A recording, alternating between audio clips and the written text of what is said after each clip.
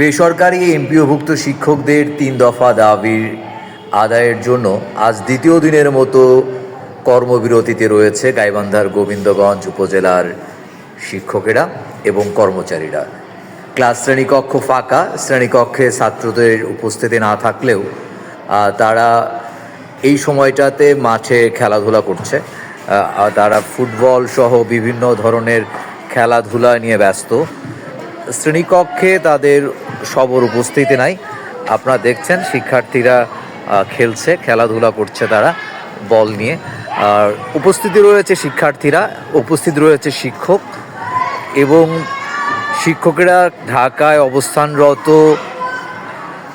আন্দোলনকারীদের সাথে একত্রতা প্রকাশ করে তারা গাইবান্ধার গোবিন্দগঞ্জেও কর্মবিরতি পালন করছে, সাথে কর্মচারীরাও পালন করছে। এই সুযোগে শিক্ষার্থীরা বিদ্যালয় মাঠে খেলাধুলায় ব্যস্ত সময় পার করছে।